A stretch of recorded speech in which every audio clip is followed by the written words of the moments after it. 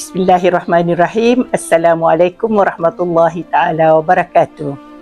Okay, selamat berpuasa semua. Persoalan kita ialah kita beramal dan beribadah.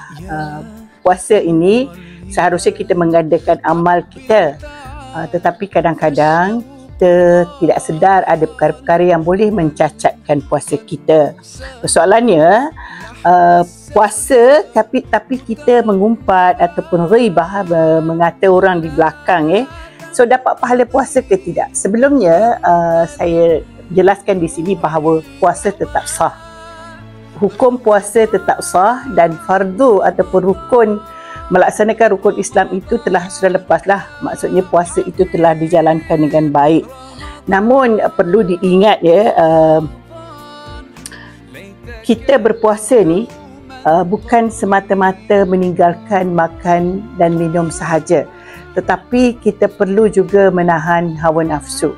Dari segi menahan hawa nafsu termasuklah suka gosip, suka mengata, itu nafsu sebenarnya. Kalau kita berfikir secara waras, tanpa dorongan nafsu, kita tidak lakukan perkara tersebut.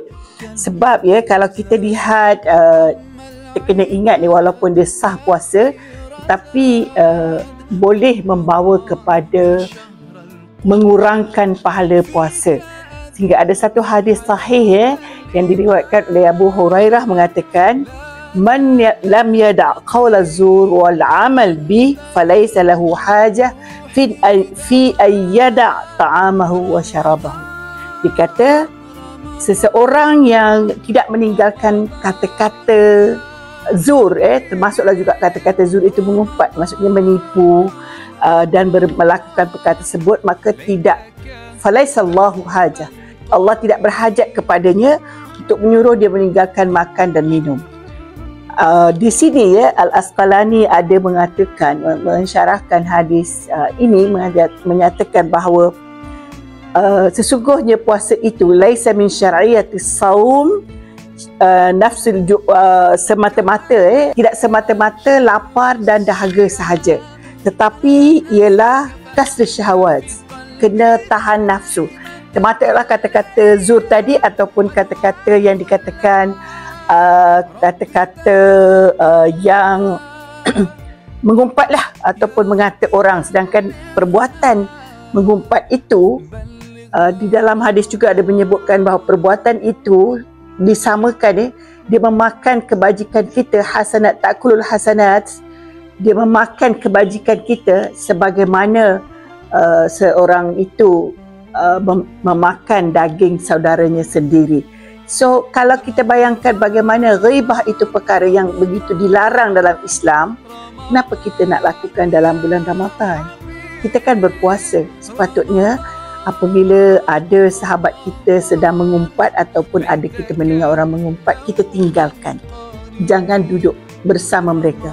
Atau paling baik ialah cegah dengan kita mengatakan kita berpuasa. Memada kita kata perkataan kita berpuasa, sudah maklum bahawa perkara itu adalah sangat-sangat tidak sesuai untuk dilakukan pada ketika kita berpuasa. Ketika kita berpenat menahan lapar, menahan haus di tengah panas, tetapi kita merosakkan pahala puasa kita dengan bergosip, mengumpat yang tidak pun memberikan apa-apa kesan kebaikan, malah kesan keburukan yang mungkin boleh menyebabkan perbalahan ataupun percanggahan bermasa muka di antara satu sama lain, terutamanya apabila umpatan itu sampai kepada mereka yang diumpat. Dan apa yang kita tidak suka, jangan kita lakukan kepada orang lain.